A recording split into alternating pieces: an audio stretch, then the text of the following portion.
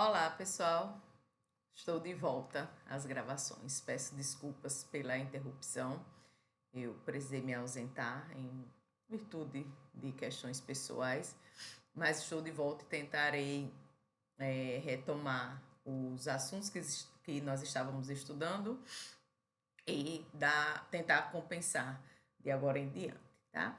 Então, nós paramos nos indígenas nos sertões do Rio Grande do Norte colonial e trarei, né, a continuidade aí com tudo que precisamos saber sobre esse assunto para a gente fechar e passar, né, para Seis Marias e tentar correr um pouco com o assunto pela proximidade do concurso, mas também tentar aprofundar de maneira que dê para fazer uma prova de forma consciente, tá bom?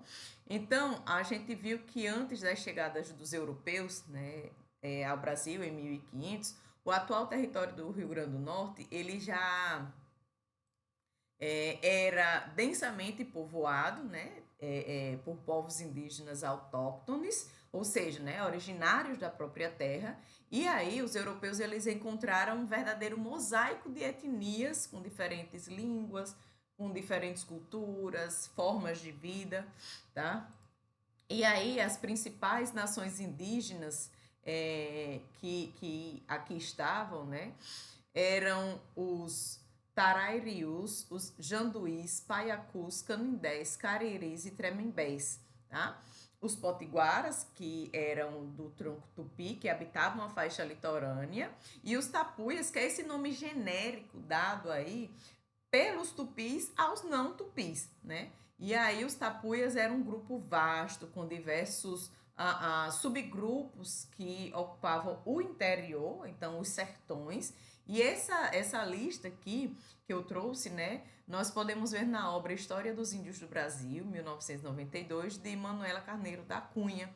Tá? E aí a gente vê que quando a gente fala em distribuição territorial, a localização e organização dos povos do sertão, onde esses povos viviam nos sertões, ou seja, nessas regiões do interior do Rio Grande do Norte, né? Áreas que hoje são conhecidas como Seridó, Apodi, Açu, Caicó, Currais Novos, Mossoró, eram territórios ocupados por grupos nômades ou seminômades que sobreviviam aí da caça, da coleta, da pesca, da agricultura mais rudimentar. Então, as características, né, era de organização tribal. Os tupis eles estavam basicamente aí os potiguaras, né, mais no litoral, nos sertões predominavam os povos tapuias. E aí se organizavam os tapuias de grupo familiar organizado em aldeias, liderados por cacique. Eles seguiam ciclos da natureza com base em chuva, né, a questão da caça. Tinha uma espiritualidade própria, com grupos xamânicos, crenças na natureza, nos espíritos, realizavam rituais religiosos, usavam arco e flecha, lanças, zarabatanas, né? E uma coisa que é muito importante, né? Eu não sei se eu já comentei em algum outro vídeo, mas no momento eu sou graduanda em Letras Língua Portuguesa. É só um parêntese aqui para tocar nesse assunto, né? Que atualmente nós estamos analisando textos e alguns escritos, né? Basicamente os primeiros escritos sobre o Brasil. E mesmo não sendo um curso de história, esse tipo de estudo ele é essencial, porque a linguagem é uma ferramenta poderosa na construção das visões que nós temos sobre o passado. E sobre isso é importante mencionar que esses grupos indígenas, eles não tinham escrita, eles tinham tradição, uma tradição oral forte, né? E aí quando a gente analisa a obra aí, Nossos Índios, de 1952, de Luiz da Câmara Cascudo, a gente vê que eles não tinham escrita, tá? Tinham tradições orais fortes e muita coisa que a gente conhece são escritos de outras vozes. Ao ler textos, né, esses textos sobre os primeiros escritos sobre o Brasil, eu percebi uma coisa muito importante, que os indígenas que estavam aqui muito antes da chegada dos portugueses, eles não escreveram sobre si, né? Então, a maioria dos registros que temos foi feita por estrangeiros, cronistas, missionários, viajantes, e eles olharam para os povos originários com o olhar do seu próprio tempo, né? Da sua cultura, dos seus interesses, dos seus ideais. Então, a imagem que chegou para a gente, ela foi filtrada por outros olhares, por outras vozes, e isso faz a gente refletir aí como a história ela foi construída e por que é fundamental a gente valorizar hoje os saberes indígenas, suas línguas, suas tradições, as histórias contadas, porque muita coisa que a gente faz hoje, muitos hábitos, muitas palavras, muitas comidas do nosso dia a dia, ela tem origem indígena, né? E muitas vezes a gente nem percebe. É como se esse conhecimento ele tivesse sido incorporado à nossa cultura de forma tão natural que a gente esquece ou então nem sabe de onde veio. Então, por exemplo, né, pipoca, a palavra mingau, abacaxi, tatu, capivara, jacaré, vem das línguas indígenas, né? No nosso vocabulário isso é riquíssimo, a gente tem uma herança, né? Não só no vocabulário, na alimentação, mandioca, tapioca, beiju, milho, todos os alimentos que faziam parte da culinária dos povos originários muito antes dos portugueses chegarem, né? Então, no modo da gente viver, os indígenas já praticavam sustentabilidade, o uso consciente da natureza, a medicina de ervas, os chás que muitos, né, tomam, essa questão de análise de clima, de rio, de ciclo de pesca, da agricultura, tudo isso mostra que o Brasil, que a gente conhece hoje, tem uma base indígena fortíssima, né? E aí, mesmo que por muito tempo essa herança tenha sido silenciada, certo? Então, no Rio Grande do Norte, a presença indígena ela é parte fundamental da nossa identidade. O povo como os potiguara, que significa comedor de camarão, né, que já habitava essa região muito antes da chegada dos portugueses, dominavam essa técnica de pesca artesanal, conhecia o ciclo do mar, das marés, sabiam como aproveitar os recursos da natureza de modo mais equilibrado, né? Muitos nomes das cidades do Rio Grande do Norte têm origem indígena, como Acari, é, é, como Caicó, Açu, Touros, né? Então, o próprio nome Potiguar, que nos representa hoje, vem dos nossos ancestrais indígenas. Então, além disso, a prática aí como o uso de plantas medicinais, né? Chá de cidreira, de erva cidreira, chá de boldo, vem muito da sabedoria tradicional que os povos indígenas já dominavam e transmitiam oralmente de geração em geração. Então, a gente reconhecer essa influência indígena, a forma, né, de valorizar uma parte essencial da nossa história, da nossa cultura, dar voz a eles que foram por muito tempo silenciados, né? E aí, a gente vê aí essa distribuição territorial e como essa relação com a colonização, né? Com os colonos, ela foi palco aí dos primeiros conflitos que contribuíram aí, de certa forma, para dizimar, para meio que apagar essa historicidade, né? Porque a colonização portuguesa no Rio Grande do Norte, ela começou lá no litoral, como nós já vimos em vídeos anteriores, com a fundação da cidade de Natal em 1599, e rapidamente se expandiu para o interior em busca aí das riquezas naturais, né? Sal, madeira, gado, terras férteis. O problema é que a ocupação colonial ela avançava sobre as terras indígenas. Isso gerava conflito direto com os povos que já viviam ali. Não havia qualquer espécie de reconhecimento nem respeito às terras, à cultura, tá? E como os colonizadores agiam? Eles usavam ali o regime das Seis Marias, que é o tema do próximo vídeo, mas basicamente esse sistema de regime de Seis Marias era para distribuir terras aos colonos sem considerar que essas terras eram ocupadas pelos indígenas, né? Então, eles introduziam ali o gado bovino, que destruía os cultivos indígenas e expulsava os nativos, né? Eles criavam fortificações e aldeamentos com a ajuda dos padres jesuítas, usavam ali também os indígenas como mão de obra compulsória, né? Inclusive, sobre esse termo compulsório, né, que significa obrigatório, eu já vi em várias questões, termos que às vezes, se você não souber o significado, você não sabe em que perspectiva analisar a questão. Então, quando vi o termo compulsório, é obrigatório, né? Então, a mão de obra compulsória, mão de obra obrigatória, escravizada, né? Com relação ao uso da mão de obra indígena, né? E a gente vê isso bastante na história do Brasil, 2013, de Boris Fausto, essa questão da relação com os colonos, conflito e resistência, né? Nós vimos aí a ocupação luso-brasileira, que avançou aí com a criação dessas fazendas de gados nos sertões, e aí gerou disputa por território e água, tá? Porque precisava da água para irrigar as plantações, para alimentar o gado, para dar água ao gado, né? E aí acabava adentrando nas terras, no território indígena.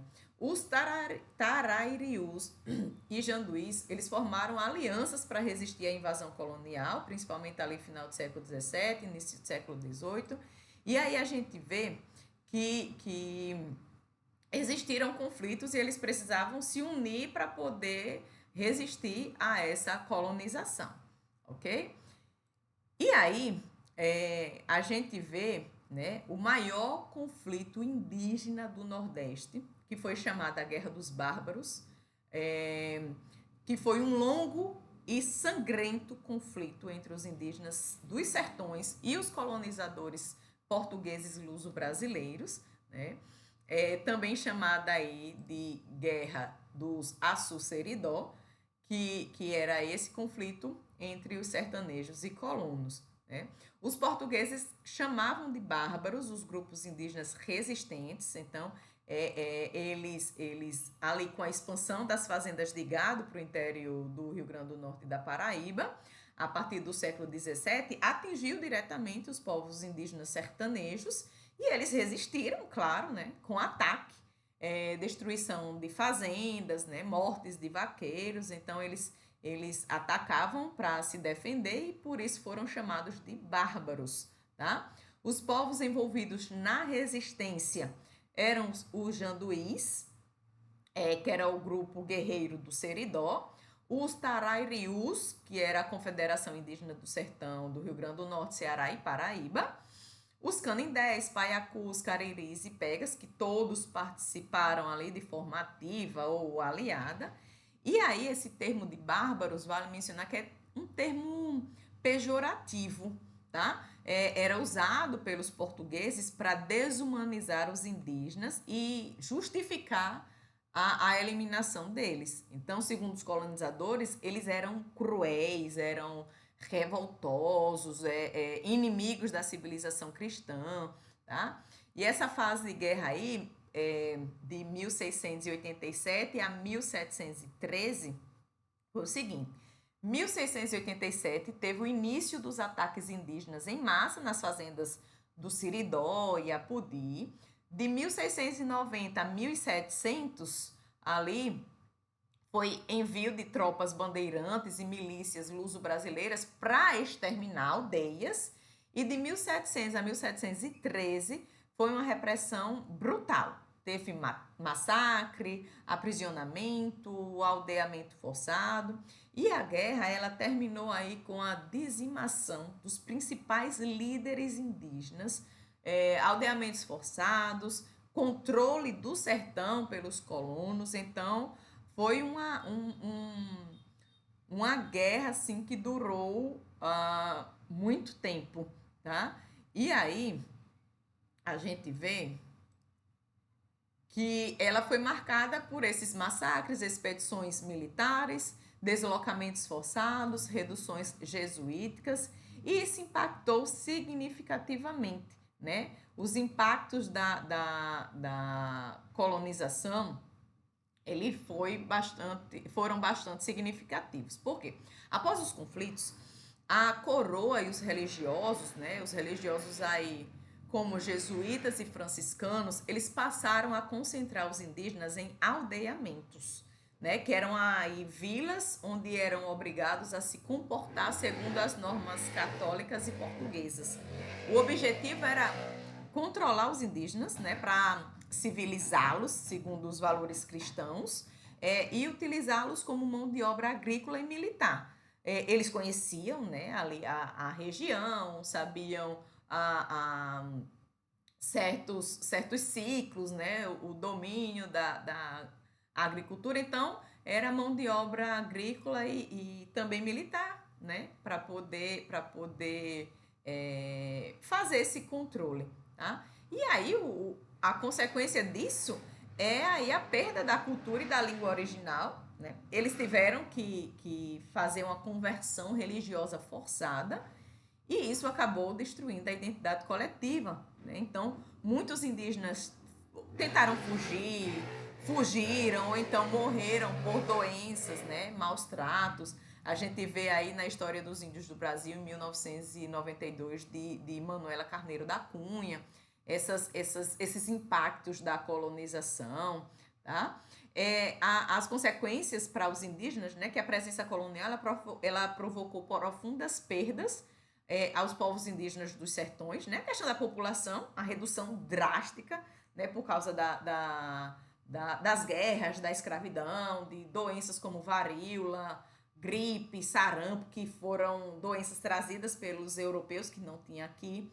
A questão do território, com a perda territorial. Deixa eu só passar aqui só um momento.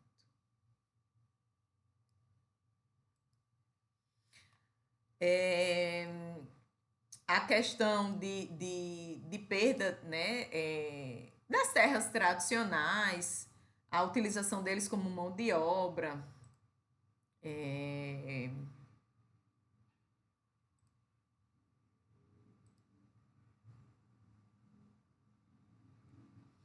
E aí, com relação a essa tentativa aí de mão de obra agrícola e militar, né? Os tararius e os janduís eram exímios guerreiros e caçadores. Eles viviam aí de forma descentralizada, com forte ligação no território, né? Já falei dessas questões aqui, das práticas culturais e religiosas que eles tinham. E aí, o fato deles serem taxados como bárbaros por não aceitarem a catequese, foram reduzidos, né? Sobreviventes foram forçados a viver nos aldeamentos sob rígido controle religioso e social. Teve essa perda da identidade linguística, espiritual e cultural. Muitas etnias desapareceram completamente ou foram assimiladas ao caboclo sertanejo. E aí essa questão, né, dessas consequências, a cultura, a proibição das suas crenças, né, e foram forçados a seguir o catolicismo, submetidos aí a uma lógica de colonização. E aí, né, nós vemos muitos efeitos na formação social do sertão, né, muitos indígenas eles foram absorvidos como sertanejos pobres ou caboclos, né, que são os descendentes aí dos indígenas com branco, perderam suas identidades, e aí a gente chega nesse legado e presença indígena atual, porque apesar de séculos de opressão, muitos descendentes de indígenas ainda vivem nas comunidades do Rio Grande do Norte, né, ali em Bahia Formosa, em Sergipe-Trabanda, a comunidade dos Tapuias, Paiacus de Lagoa do Tapará, em Macau, a comunidade Mendonça, em Apodi, comunidade de Catu dos Eleutérios, em Canguaretama. Então, esses grupos eles vêm buscando aí um reconhecimento étnico e territorial, né, lutando para preservar as questões da identidade, né? E aí a gente vê que, apesar da violência colonial, muitos descendentes ainda tentam esse reconhecimento, né? apesar de não serem reconhecidos oficialmente como indígenas, mas há movimentos de reconstrução, de reconhecimento étnico e territorial desde o final do século XX. E aí a gente vê, muito importante, né, focar nessas palavras-chave, porque são questões que podem cair nas provas com relação a os tapuias, quem eram os tapuias, né, o sertão do Seridó, sobre a Guerra dos Bárbaros, especificamente Janduís e Tarairiús, sobre questão de aldeamentos, essas reduções jesuíticas, né, sesmarias que nós vamos abordar no próximo vídeo, a colonização pecuarista, esses massacres indígenas, né, resistência nativa. Então, tudo isso, né, com relação à extinção cultural, povos autóctones. Então, esses termos, eles podem aparecer nas provas e conhecendo o contexto, tá? Tanto o contexto histórico, o detalhamento aí os povos principais, a região ali, Sertão do Seridó, Apudi, Açu, As Novos, Caicó, a região dos sertões, a economia indígena, que era coleta, caça, pesca, agricultura, né? Essa questão dos colonizadores, a guerra dos bárbaros, que é essa resistência armada dos indígenas contra o avanço pecuarista, a questão da repressão com os massacres, os aldeamentos, escravizações, que culminaram na redução populacional, esses aldeamentos que foram formas de dominação cultural e social, esse legado, né, que são as reivindicações da identidade indígena que a gente vê no censo demográfico indígena, né, o IBGE do censo demográfico indígena da FUNAI, na FUNAI, e aí a gente vê que esses grupos vêm buscando esse reconhecimento, né, lutam para tanto preservar quanto recuperar a sua identidade, e aí nós vemos como tudo isso impacta muita coisa que nós vemos hoje acontecendo, tá? Então é isso, espero que tenham gostado e até o próximo vídeo.